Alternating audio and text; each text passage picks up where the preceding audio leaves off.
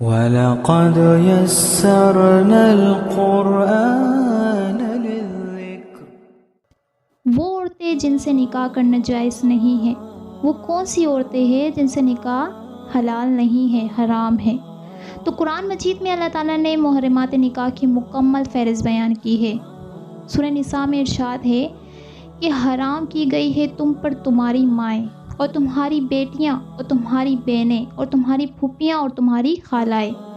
کہ اللہ تعالیٰ نے تم پر حرام کی ہے تمہاری مائیں، یعنی تمہاری مائیں جو بیٹیاں ہیں، بہنیں ہیں اور پھوپھیاں خالائیں، یہ تمہارے لیے حلال نہیں ہے، تم ان سے نکاح نہیں کر سکتے، اللہ نے تم پر یہ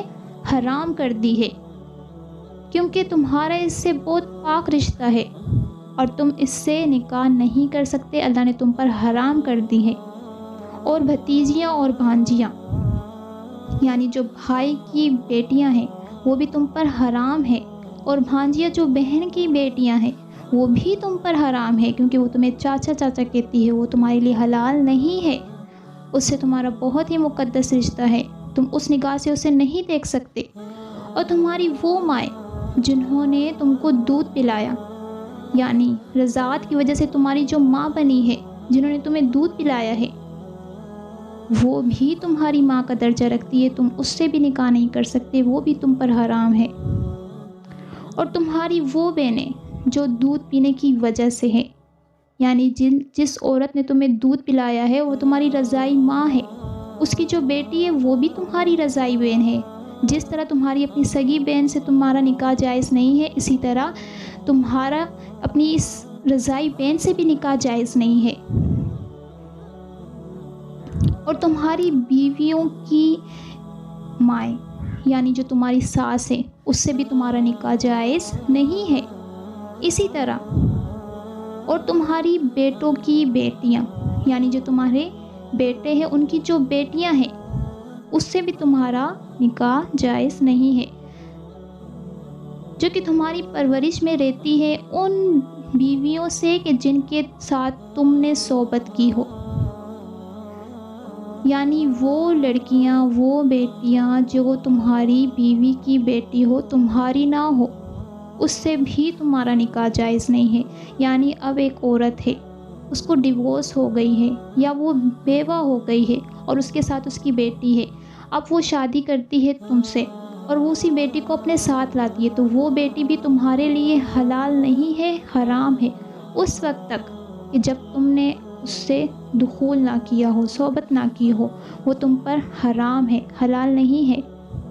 اور اگر تم نے اس سے صحبت نہیں کی ہے تو تمہارے لیے اس میں کوئی گناہ نہیں ہے، تم اسے نکاح کر سکتے ہو۔ اور تمہارے ان بیٹوں کی بیویاں جو کہ تمہاری نسل سے ہو، اور یہ کہ تم دونوں بہنوں کو رضائی ہو یا نسبی ایک ساتھ رکھو، یعنی یہ بھی تمہارے لیے جائز نہیں ہے کہ تم اپنی نکاح میں دو بہنوں کو رکھو، یہ بالکل حرام ہے، یہ بھی تمہارے لیے جائز نہیں ہے۔ لیکن جو پہلے ہو چکا، یعنی آپ نے پہلے سے نکاح کیا ہے، پہلے سے جو نکاح کیا ہے اب اس کو ڈیورس دے دیا، تو آپ اس کی دوسری بہن سے تب نکاح کر سکتے ہو، لیکن ایک ہی مطلب نکاح میں دو بہنوں کو نہیں رکھ سکتے۔ بے شک اللہ تعالیٰ بڑے بخشنے والے، بڑے رحم والے ہیں۔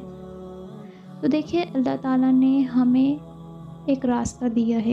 اور وہ راستہ ہے توبے کا، کہ اگر ہم سے کوئی گناہ سرزد ہو جائے تو ہمیں اپنے رب سے معافی مانگ لینا چاہیے، توبہ کرنا چاہیے، اپنے گناہوں پر ندامت اختیار کرنی چاہیے کہ ہم آئندہ اس گناہ کی طرف دیکھیں گے بھی نہیں، اور ہم نے جو گناہ کیا ہے ہمیں اس پر شرمندگی ہے، تو اللہ بخشنے والا ہے، اگر اس کے ساتھ شرک نہ کیا جائے وہ تمام گناہوں کو بخش دیتا ہے۔ یہ وہ تمام عورتیں تھیں جو ہم مردوں کے لیے حرام ہے، وہ اس سے نکاح نہیں کر سکتے، لیکن کچھ ایسی عورتیں ہیں جو تمہارے لیے اللہ نے حلال کیے، آپ اس سے نکاح کر سکتے ہیں۔ اگر آپ کے پاس پیسہ ہے تو آپ اس سے نکاح کریں، اپنا گھر بنائیں، بیاہ کریں اس سے، اور اس کے لیے جو مہر مقرر کیا جائے تو اس کو اس کا مہر دے، اس مہر کو نہ روکے۔